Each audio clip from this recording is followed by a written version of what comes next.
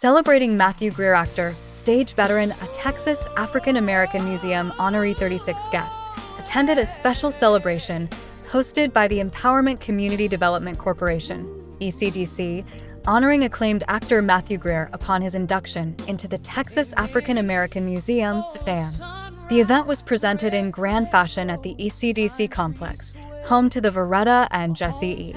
Writer Fine and Performing Arts Center, located at 309W Martin Luther King Jr. Boulevard, Tyler, Texas.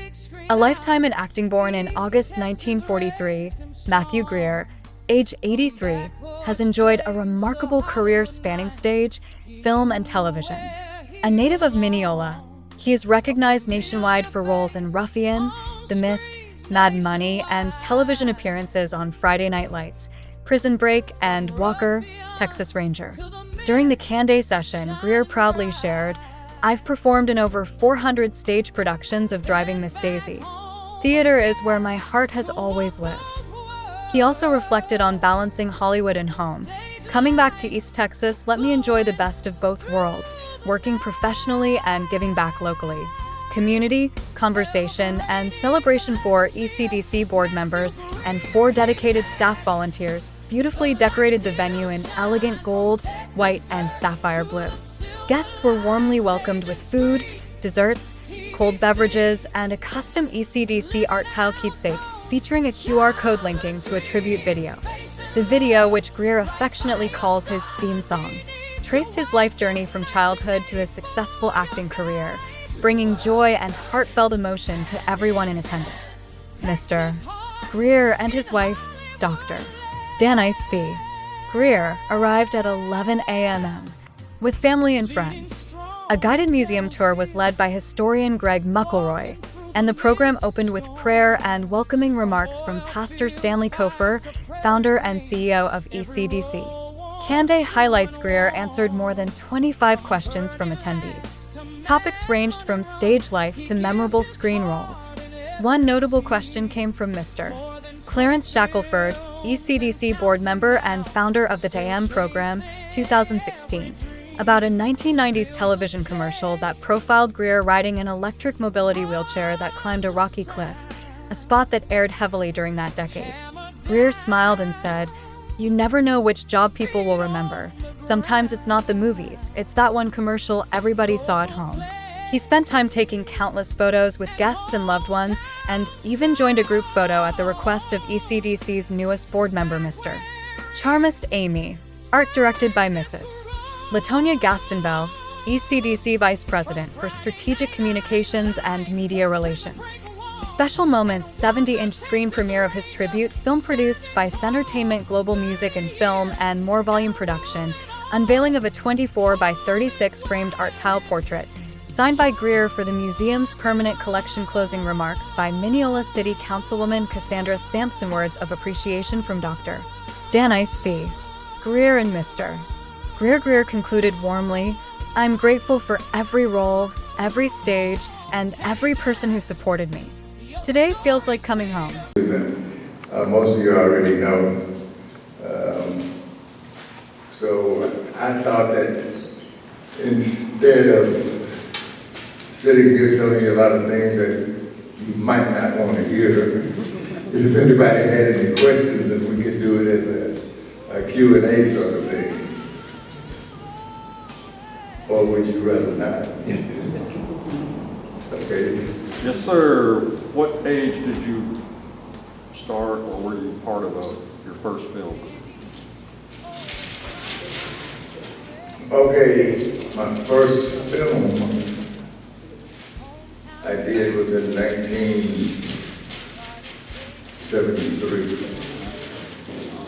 with my instructor at San Francisco State, Mel Stewart, and he was an actor. Some of you probably might be familiar with him. But it was a short film, 10, 15-minute film, and it was called The Job. And I had to kill somebody. That was a lovely beginning. Yeah. And then I didn't do another film until the late 90s. Yeah.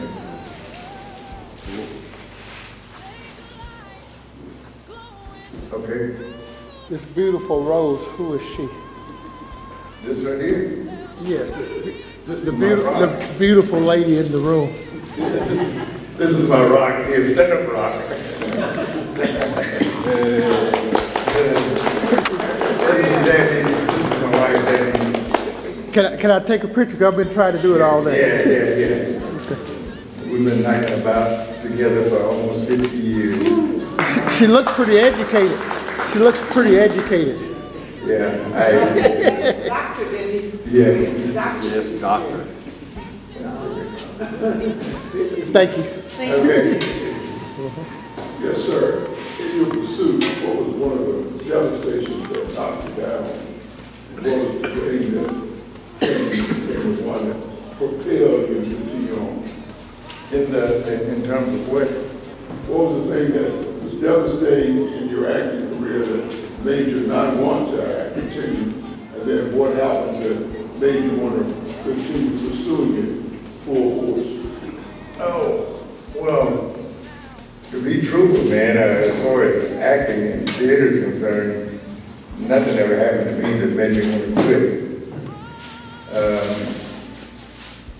I did my first play at the Fox School when I was in the second grade.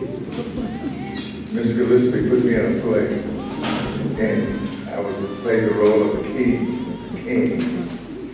And Cousin Jenny paid me a costume, shoes, buckle shoes, and stockings, and little knickers, and a flowing thing.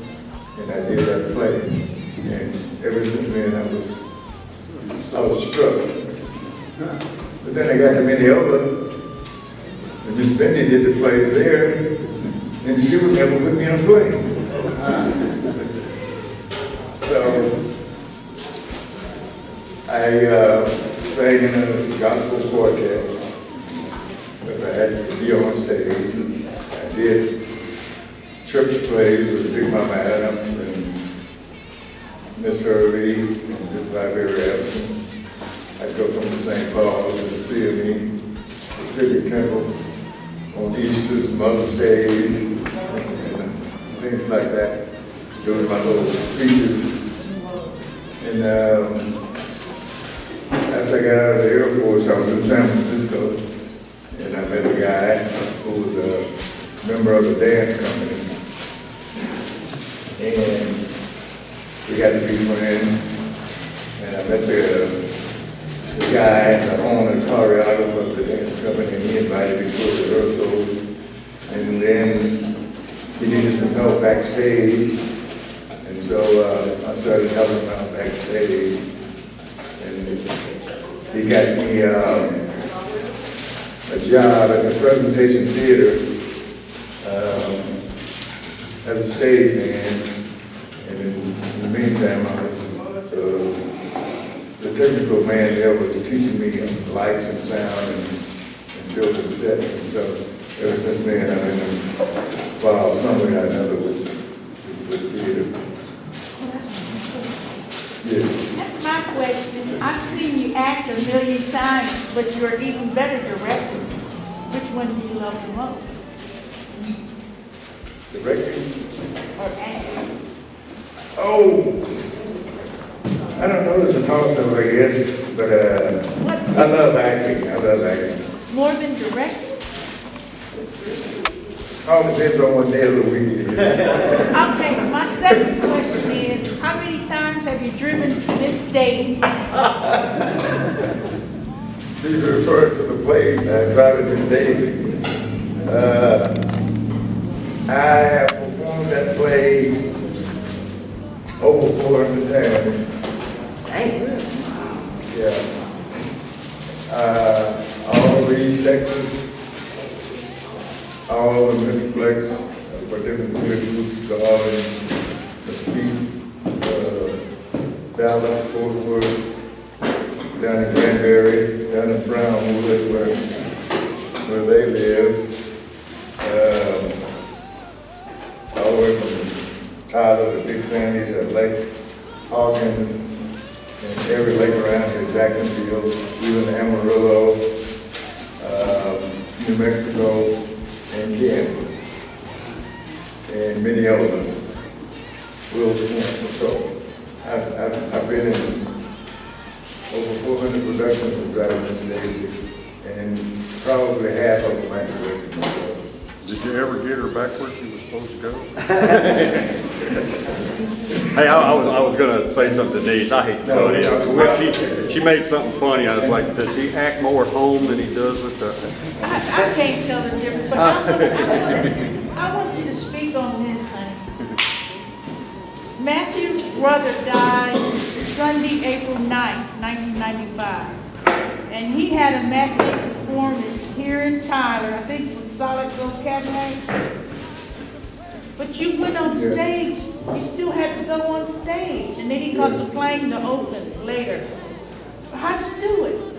Well, I'll give you some background on it first. Danny Duncan, who was head of the Duncan Dance Company, and he wrote plays and did stuff for television. He worked along with Maya Angelou, and she was doing the show in San Francisco at PBS station there. But Danny used to tell us the only excuse that you have for missing the show is you're dead. And that doesn't mean your mother, your daddy, and your brother. That means you are dead. So the show must go on. So, what was it, the Brick Street Theater in Tyler? And we were doing Solid Gold Cadillac. And there was the opening weekend. And we did it Friday, Saturday, we were doing the Sunday matinee. So there was another guy in the cast, his name was Matthew. So somebody from backstage called out Matthew's telephone. So I looked at him, I said, well, ain't nobody called me, so it gotta be you. So he went, and then he came back and he said, no, it's you. So I went to the phone, and it was Danice. She told me that my brother had passed. So I went back to the makeup chair, and I told everybody, I gotta go. My brother just passed. And I was packing up my stuff to walk out the door, and I could hear Danny say,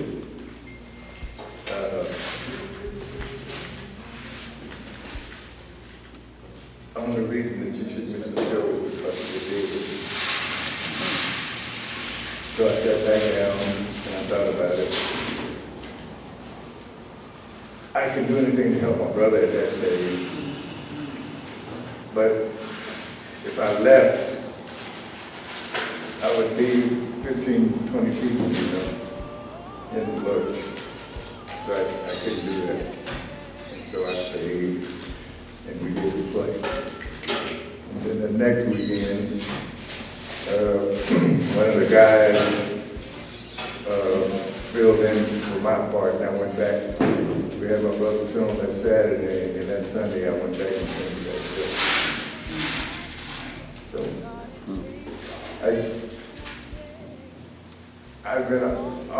I've always been committed to theater and the arts. I don't care what it was. I just wanted to be on stage. I played with bands, road managed bands. I did lights, I did sound, whatever it was that was involved in theater, I would do.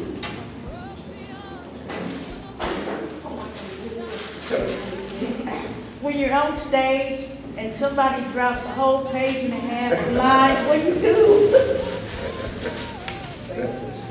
I didn't feed her these questions.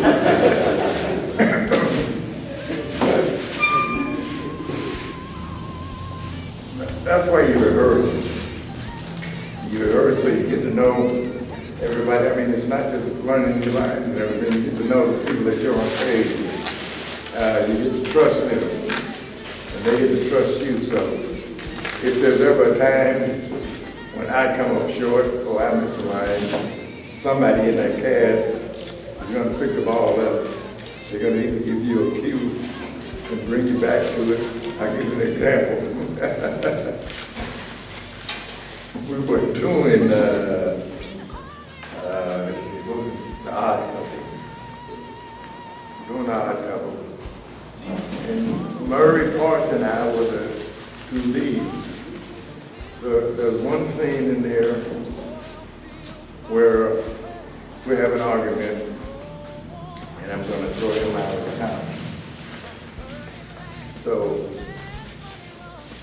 I started the scene, but somehow I find myself 2 pages over. Skip.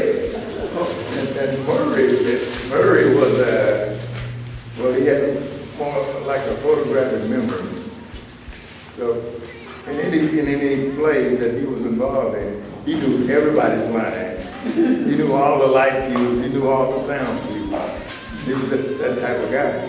And so I looked at Murray, and I could see panic on his face because I had skipped the media part of the thing. And it's like he was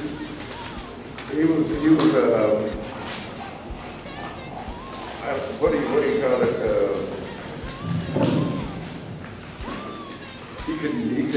It was hard for him to deal with it, because he was Southern composer, and it was traumatic for him.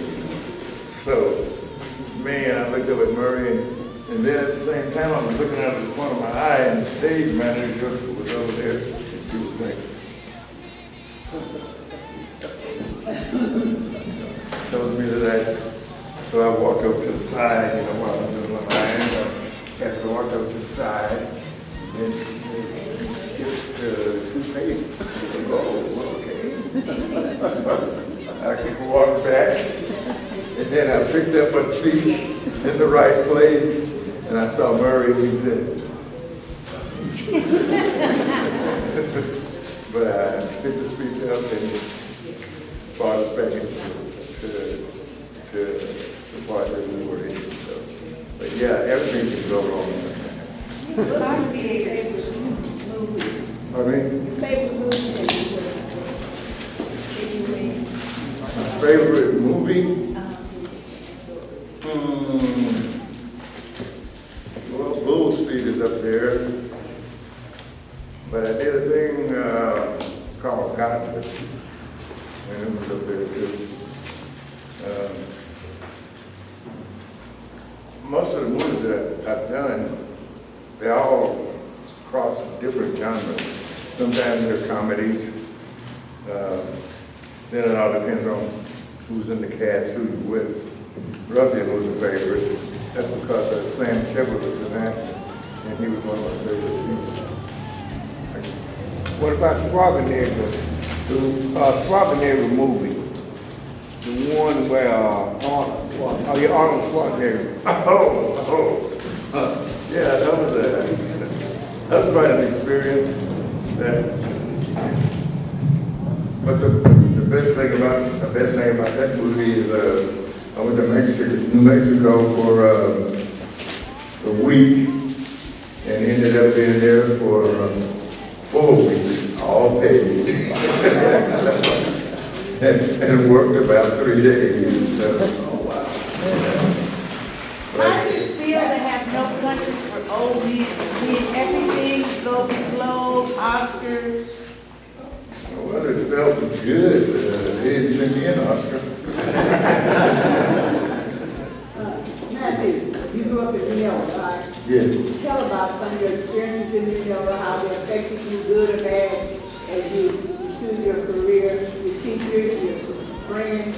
What's some things that stand out in your mind? Well, I guess the one thing that stands out in my mind is because we moved to Mineola, moved school, going to school in South. Then we had to go to school in Mineola. And me and my sisters started school when we were 4. So when we got to Mineola, everybody was 2, sometimes 3 years old. And I was a late bloomer.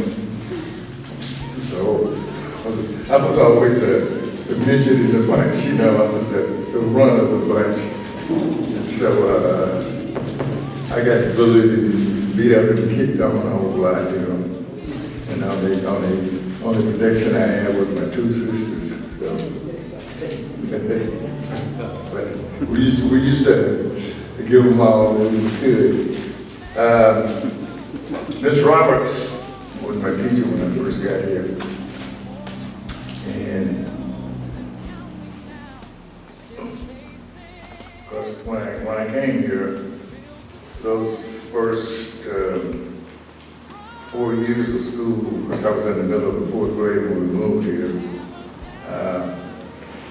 When I was in South, you know, all I got was A's and B's on my card. Then when I got to Mineola in the 4th grade, I was still getting A's and B's. So I was like one of Miss Roberts' favorite students. Laurel Anderson and I. And Miss Roberts had a little, it was a little broom closet, and she sold ice cream bars and candy and things out of that, you know. And she would have us crocheting, you know, when we weren't doing lessons and everything. When we had a break, you know, we'd do crochet and embroidery. And Miss Roberts would get a nap. So there were 2 girls, brunette, Peterson, Roberta Bradley, and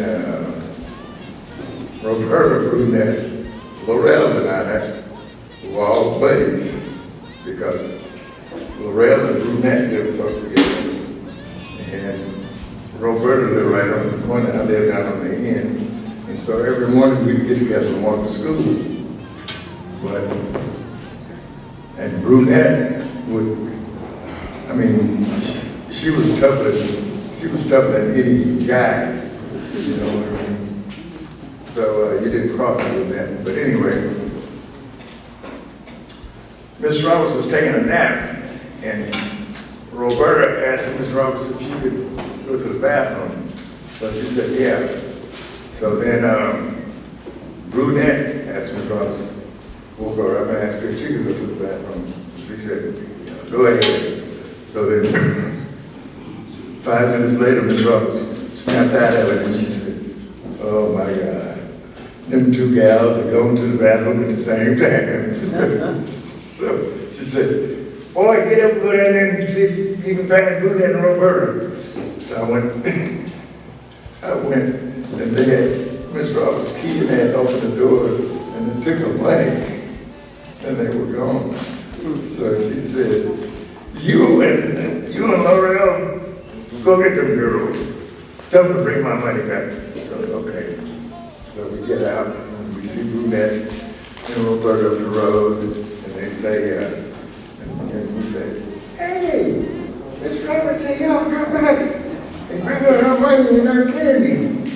So take out running and we get up there and she said, brunette said, well, I'll give you the money and the candy, but you're going to have to come get it.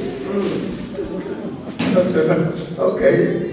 So I walked up to her, and she pounded me into the desk. And Roberta did the same thing for Laurel.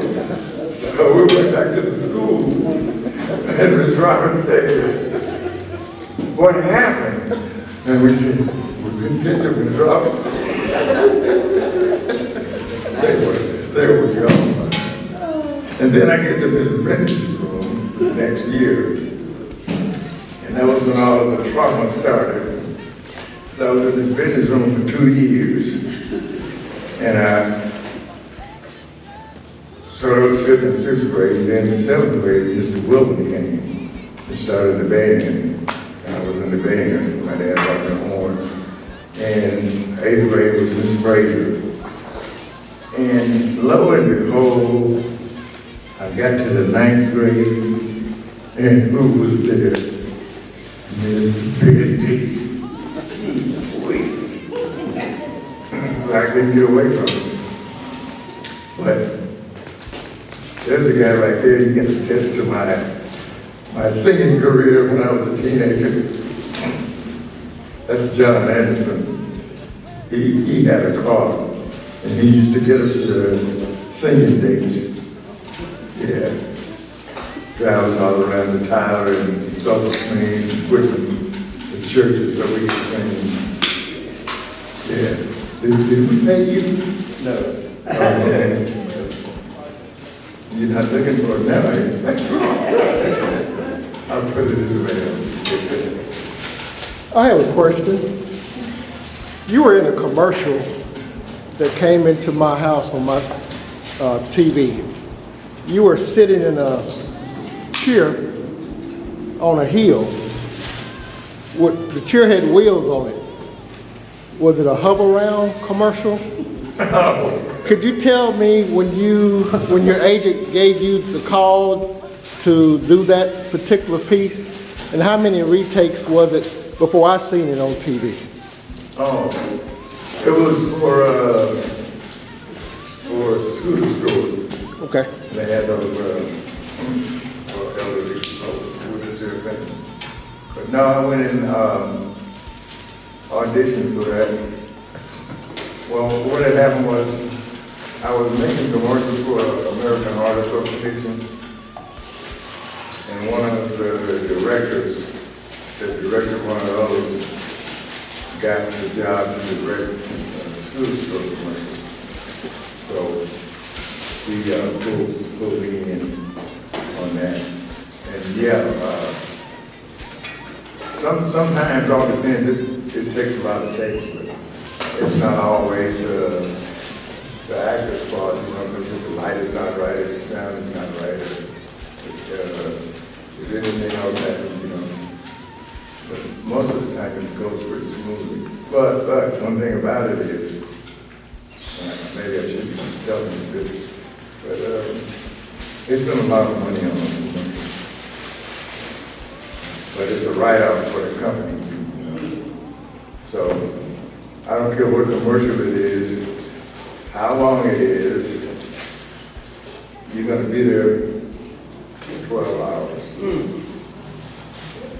So they're going to use up every bit of money that they have laid out for that. They're going to use it all. So it's going to take you 12 hours anyway.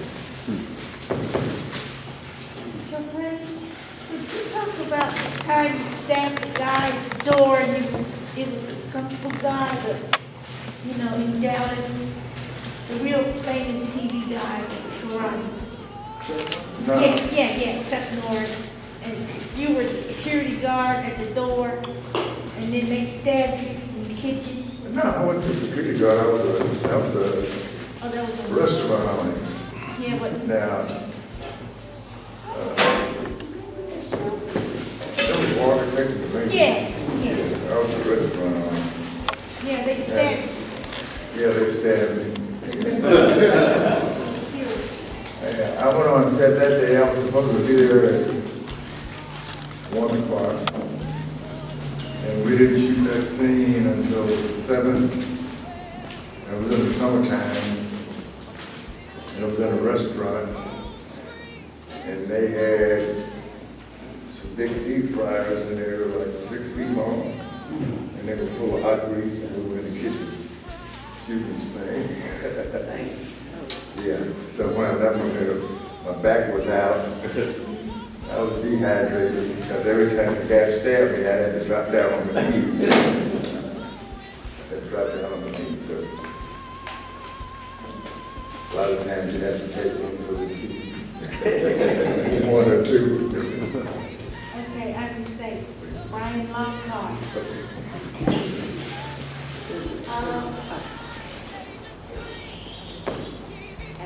someone, a pillar in the theater and song, what is a show that you would love to see, or a play or a program that you would love to go to see that you've admired, that you've just never gotten to go and do? What is something that you would like to see outside of Tyler Perry plays? Well, I should like to go see Lin-Manuel's play Hamilton. Yeah, I got a chance to see quite a few plays. Some plays on Broadway. I lucked up. Well, I didn't luck up. Bad luck turned into good luck. I went to New York. One of my friend told me that she could get tickets for the Wiz. I went to New York, and I found out the day that I was supposed to see the Wiz that I wasn't going to get a ticket. So I got in my car and I said to myself, "You will see the Wiz today." So I drove downtown and I drove past the theater. And people were lining up. And I turned the corner, and about halfway to the block, bang, there was a parking space. I said, all right.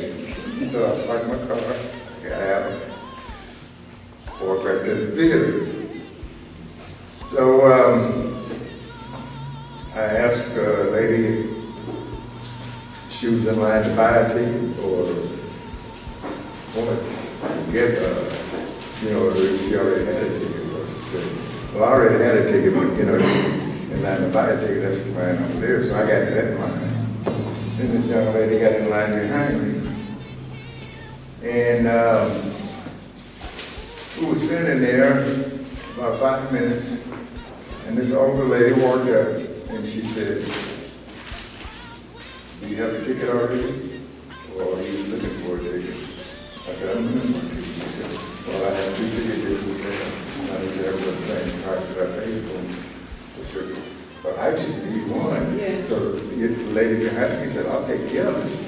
So we took them. We go in and we were sitting in the second balcony. Well, her parents were there that day. That's why she didn't have a ticket. She had came home unexpectedly. Her parents had tickets for the show. She didn't have a ticket. They said, "Well, come on, somebody might cancel." So we were sitting in the second balcony. At the first intermission, we went out to the lobby. We saw her parents, and they said, "There's about 8 or 10 empty seats right next to us. Why don't you guys come down here?" And so I ended up sitting about from here to the wall from the stage to see the Wiz. Yeah. So, and then I saw another show in New York, Ain't Supposed to Die a Natural Death. And I figured, if I ever get the chance, I want to be in that show. And they came to Oakland, California, and I auditioned for it, and I got into that show.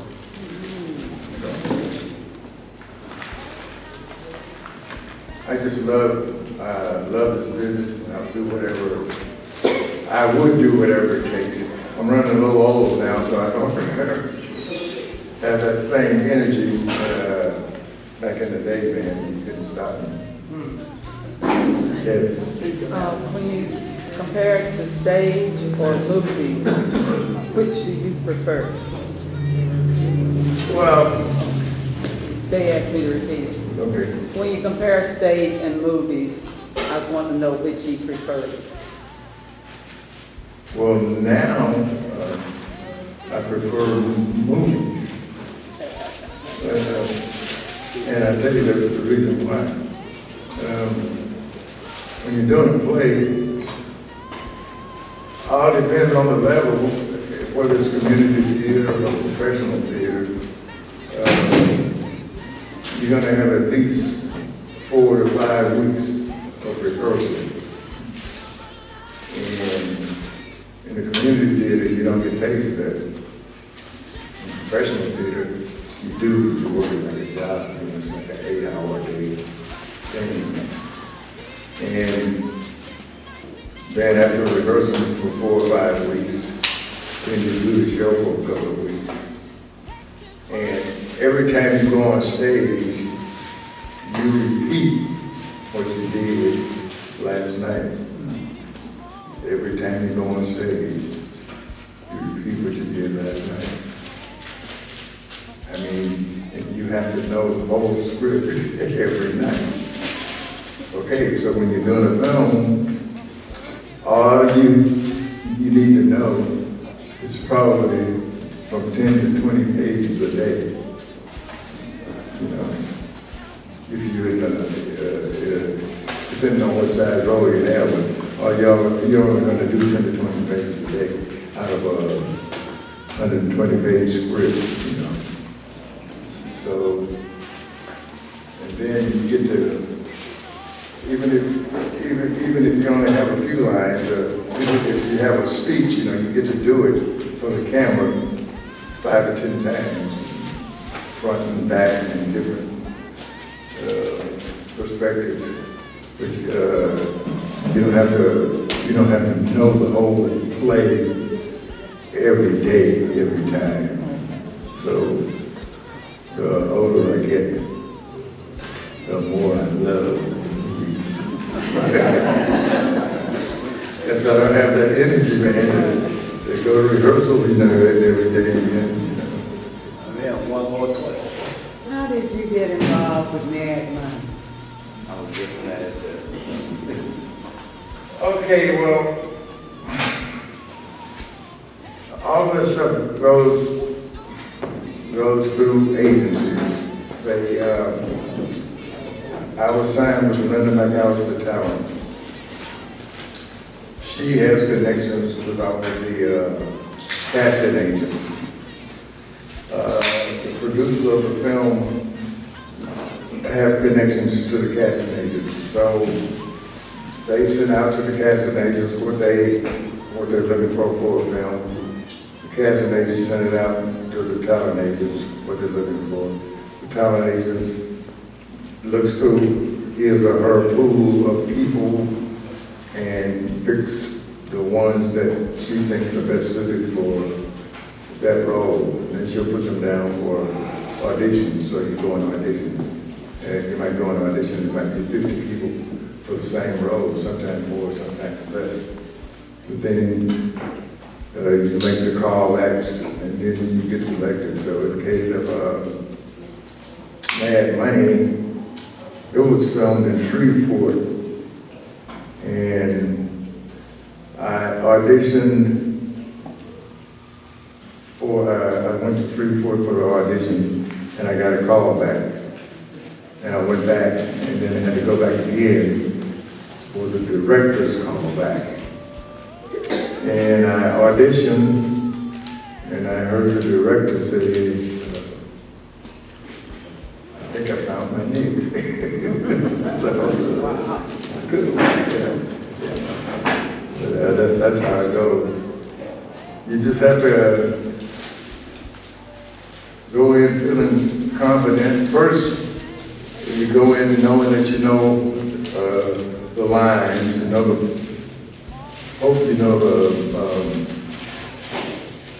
you hope that your interpretation of the lines and the character is on the same line with the director, because you don't get to talk to the director or anything before you audition. What they're looking for, they just give you a synopsis of what they want. So, Could you talk about making in the midst DVD? Because you know, all the special effects aren't there, right? yeah. But you got to act like this. Oh, yeah. All those buttons and The mist is not really there. mist. In the mist. Well, sometimes it's there. Like when I walk into the mist, it was there. Oh, Yeah. it's a smoke machine. Yeah. Oh, hot ice or whatever it is. Oh, Yeah, the same thing with concert, CEO, smoking with them. oh, And, but are the mugs and all the specials added later? Like yeah, I was at it later. You have to react to it. When you're doing that, they'll say, the bug is here, and it's coming here, and react. So you react. Or he's biting on the leg here. Ow! That's what it's called, acting. Matt, some of the most notable people you have worked with and who you enjoy working with. Oh, man. Jeff Daniels. Like I said, Did I see you in a picture with Latif? huh? Latif, did I see you in a picture with Latif? Yeah, that's what I'm about to say. Diane Keaton, Queen Latifah, Arnold Schwarzenegger. What's the other guy named? Tommy Lee Jones. Chuck Norris, Dr. Brolin. were you with Chuck Norris too? Chuck Norris. So, Shirley MacLaine, Jack Black. Mr. Whittingham. Oh, yeah, no. So, quite a few people. You ever do Jack Nicholson? No. No. I don't like the way he said that.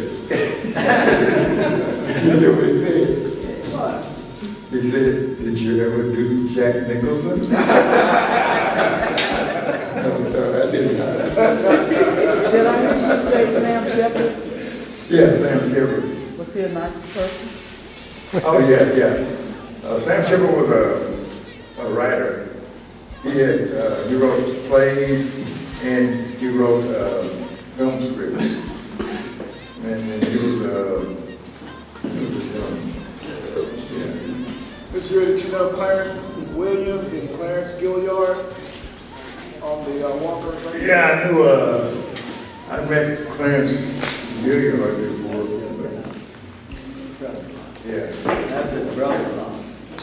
Yeah, he had a reoccurring role. Yeah. Clarence Gilliard. No, his name was Drug Williams. Drug Williams, he was a child. Oh, no. But he said he remembered working with Clarence and Chuck Norris. Yeah. Yeah, I know Clarence. Can you talk about the movie that you did in Mineola? Oh, Roy and the Red. Roy and Red, yeah. Yeah. So,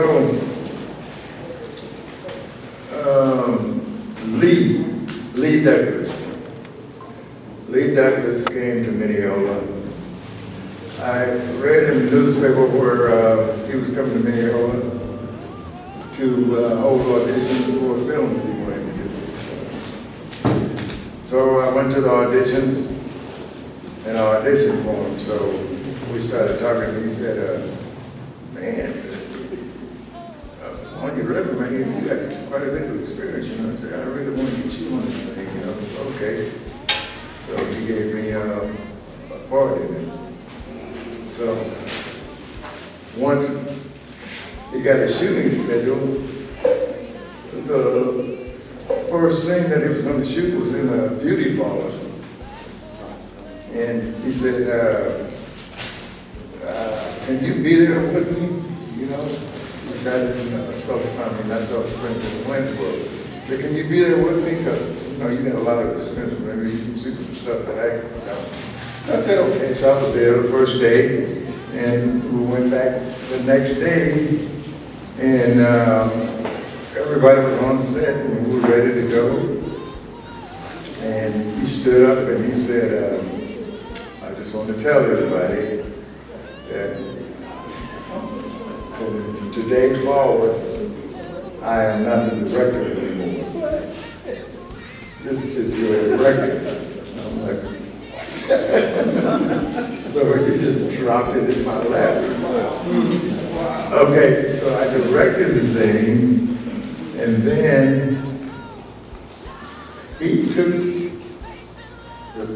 the film, but he wouldn't let me in on the editing. And so it came out a pretty good film. It could have been a better film. Yeah, we shot it in Mineola. And for Alva and Emory. And I got my wife involved and she was all excited. And she thought that she was just gonna walk there, walk on the scene, and do a little line, and then get in the car and go back home. She thought that she would just be there for 30 minutes. She was there all day. And when I got home that night, she said, don't ever ask me to be in another film. Okay. I hope you, whatever I was telling you was useful in some way. Yes, sir. You right. The acting and everything, it doesn't have an age limit? An age limit? Yeah. Well, if it had an age limit, I wouldn't be in it. I would have wore my welcome out. Mr. Greer, this young man has a voice. Okay. One second. They want to hear you way back there in the back. Tell us who you are.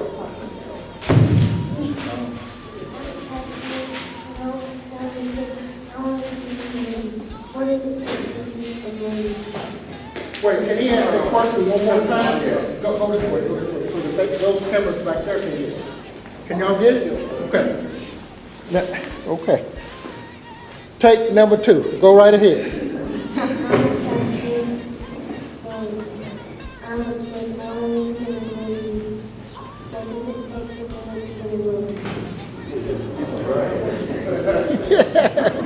Stay right there. The camera's still rolling. Well, we'll talk more about it. All right? But what it takes is you start out in your school, start off with grades. You have a little bit of theater in the school. Theater. Do they do plays in the school? Oh, okay. It's not McFarland, is it? This is my nephew, actually. Okay. So, yeah, we'll get together on this. All right? I'll put you on the right road.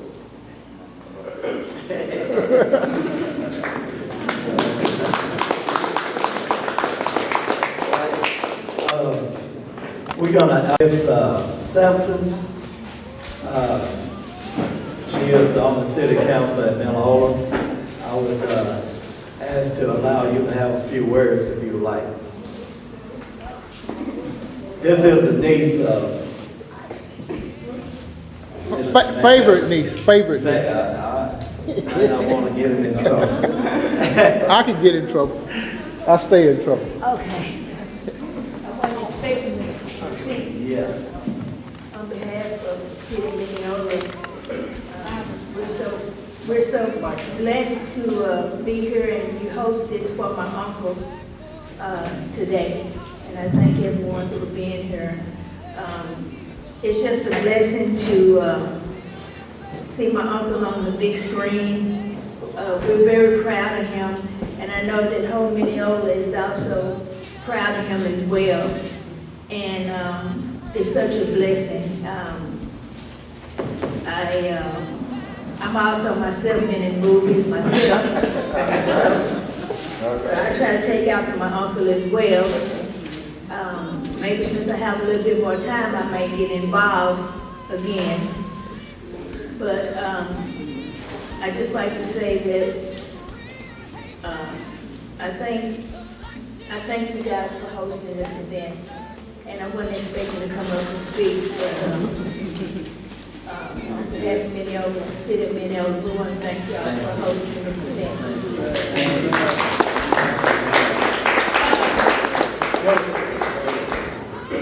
My name is Danice Greer. I belong to that 42 years worth, 50 really.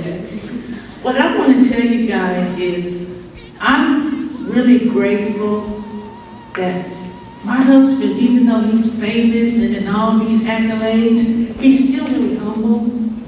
I mean, he is down home at McFarland mowing the grass, and he was in New York making this big movie, Ruffian. Oh, and he was dining at the, what's the Four Seasons? What's it, honey? The big, I don't know.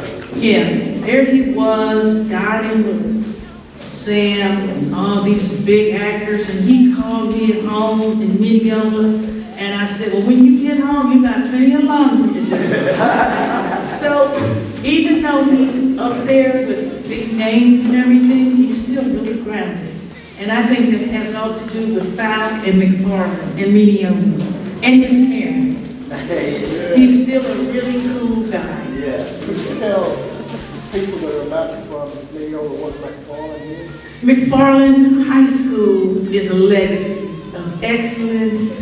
It was a black school in Mineola, Wood County, Texas, and it's still there today. We still go and support it, we celebrate it, and even though we lost a lot of classmates and alumni, it was his family. I mean, but like Matthew said, he got beat up a lot. When he came up there from Fout, they beat on him because he was a little bitty guy. And through adversity and resilience, you know, he went on to California, and then I met him when I was 15. And we were friends, we all had the same friends, but he was a musician when I knew him. He wasn't an actor, he was a drummer. So where y'all meet in California? In California, yeah. But he was on the music scene back in the 70s. You know, he was a conga drummer, and I was a dancer, and we knew all the same people. And I knew Ronald too. I met them and they were doing a show and preparing for a show at Laney College. And I was leaving Laney and I saw them loading their equipment in the college, and I said, oh, that's the guy. So I pulled down my window to talk to them, and my teacher at the time, my English teacher, said, well, I've got this really nice guy that I think would be a great date for you, and I want you to meet him. And it was Ronald. I was a blind date for Ronald, but that never happened. Can I ask you a question? Give us a little bit about your accolades. Oh, my accolades? Well, when Matt and I lived in Mineola, there wasn't much to do. So I looked in the yellow pages and I saw nursing school. But I was already going to Texas College. I went there a year and stayed in the dorm. And I loved the people, but I hated the food. I just never could get acclimated to it. So I went to Texas A School of Nursing right on Clinic Drive. And Matt was in Mineola the whole time. And I would call Agnes, that was my lifeline, to call Ag to go get Bud to the phone. But I went there 3 years, and then I moved back to Mineola, and I was finally with my love, right? I was finally with Matt. We got married in '84, down in the country. And then, you know, just working and coming home is pretty boring. So I went back to school and I got my bachelor's. And I finished at 93, and then I got my master's in 95. And then I worked and worked. But all along, I come from a long line of teachers.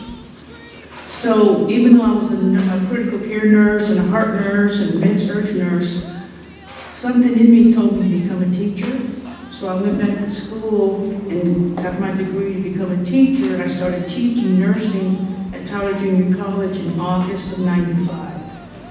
And then I worked at TJC 9 years, and then I transitioned over to UT Tyler in January of 2005. And then I started, everybody was like, go get your doctorate, go get your doctorate. And I was trying to choose a school. And I went to the University of Texas, Houston. And that drove me each time, and I was down there the weekend of Hurricane Katrina. That was my orientation. We left that Friday and got home that Monday, and then made landfall that Monday. And I started school August 29th of 2005. and I went 6 years and got my PhD. And I taught 19 years and 11 months, and I finally got old enough to retire, so. But Matt supported me all the time. It's like, baby, whatever you want to do, I'll take you, I'll drive you. And when I said the same thing to him, whatever you want to do, I'll support you, whatever you want to do. So he did theater, he did film, he did stage, and I did my thing. So.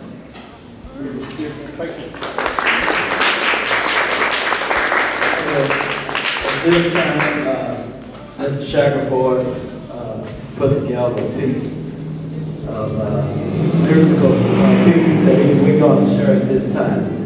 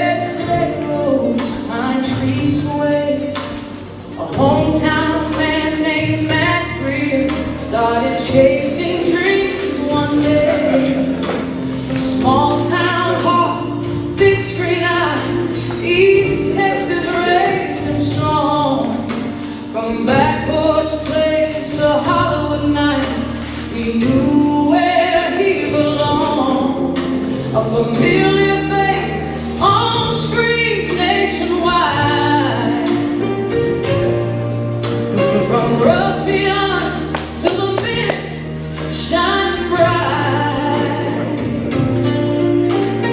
Then back home again to walk both worlds.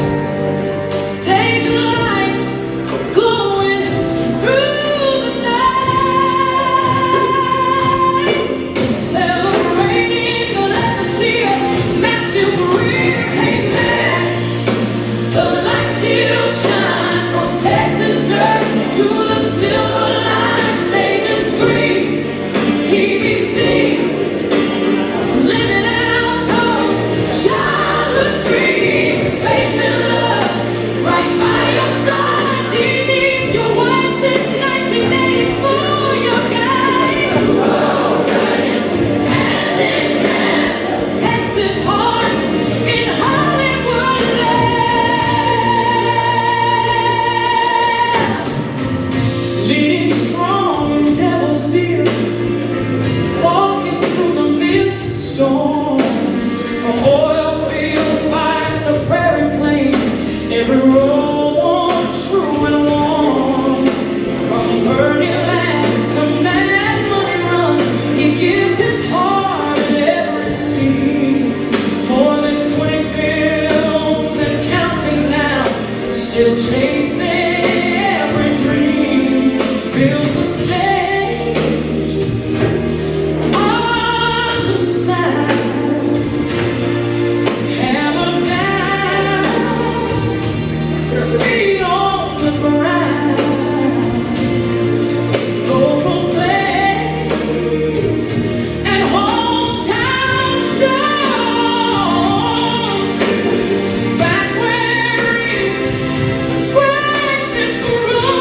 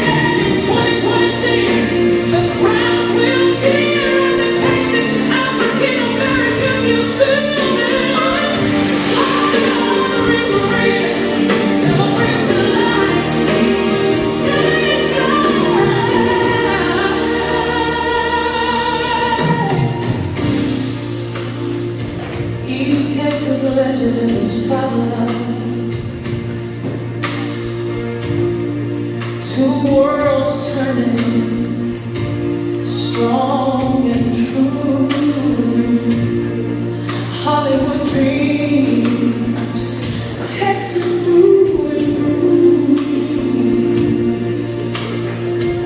Mineola's on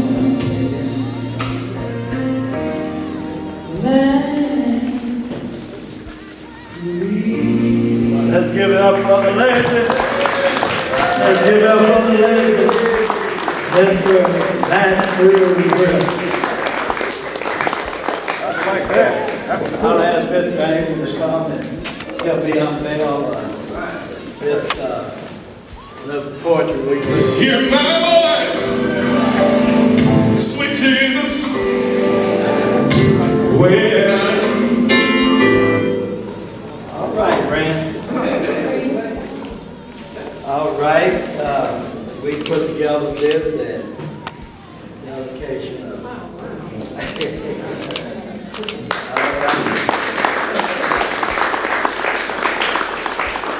We hope we've done a good job. And first, we're going to ask you to go back. We got a cake with your picture on it, and we want you to be the first one to cut that cake as we distribute. Brother Mr. Shackelford. Can one of our sponsors make an announcement? Come here, Miracle. Miracle. Yeah, come on. Tell us who you are, Miracle. I'm Miracle, and I'm a Girl Scout, and we have Girl Scout cookies back there if you like to buy one. So they're $6.10. And what you got? Miracle. Hi, Miracle. This is my granddaughter, and her and my biological granddaughter and our goddaughter top down. They starred in the Annie play last year. They blew my mind. They've done an excellent job, especially my oldest granddaughter. She's come out of her shell. They've done an excellent job. I'm going there thinking they're going to have a small line, but they had all throughout the play, so it was very excellent. And they've been called. Come on, Stanley. Because I'm filming right here. Stanley. Okay.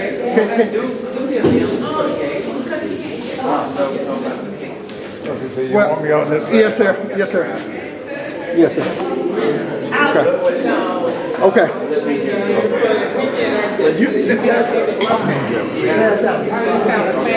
Yeah, everything on the fly. Like that. Okay, like that. I'm not gonna get in with you, but just kind of hold it so you can be seen. Is that good enough? I got what I need. These other photographers, I don't know. Okay.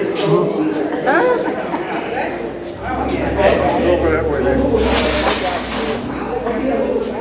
As Clarence is finished, you can stand in front of you.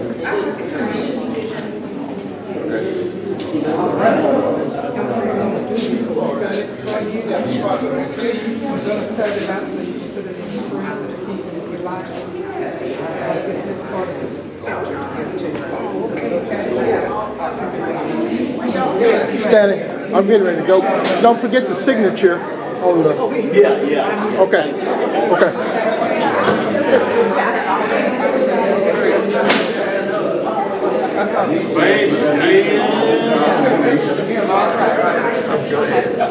But we're going to get to your first piece. Small piece.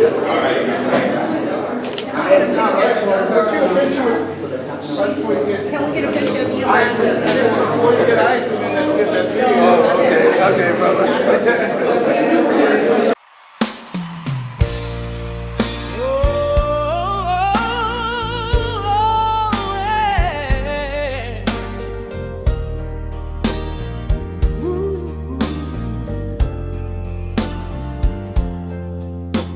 In Mineola, sunrise, red clay roads, pine trees sway. A hometown man named Mathew Greer started chasing dreams one day. Small town heart, big screen eyes, East Texas raised him strong. From back porch plays to Hollywood nights, he knew where he belonged. A familiar face on screens nationwide.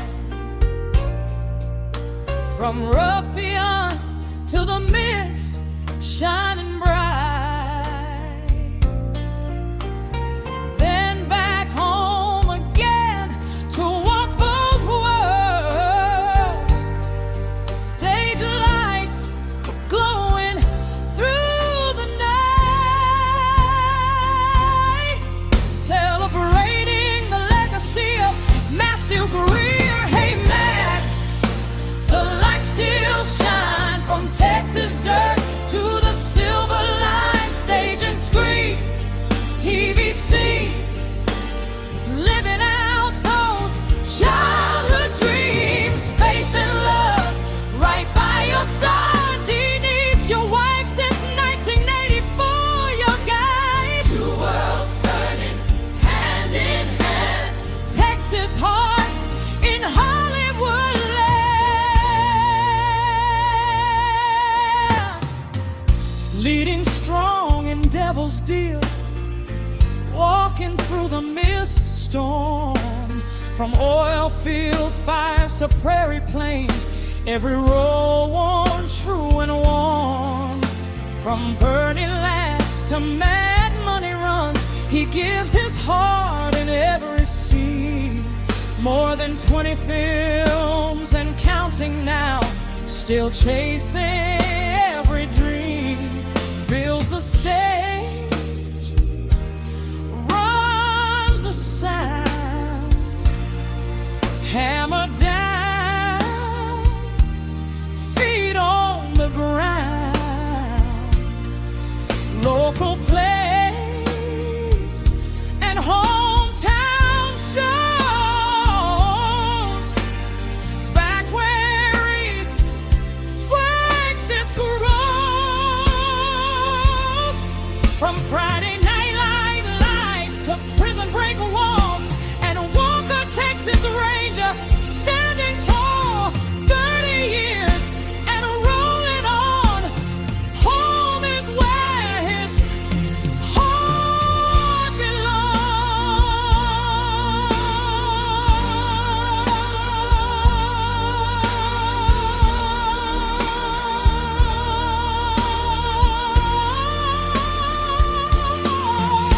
Hey Matt, your story's clear. Mineola man still standing here.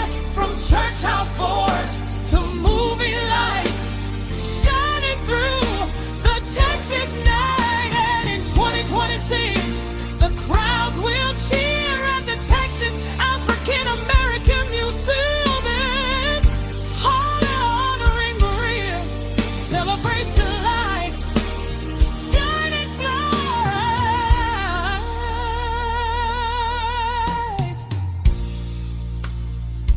East Texas legend in the spotlight. Two worlds turning, strong and true. Hollywood dreams, Texas through and through. Mineola's on Mathew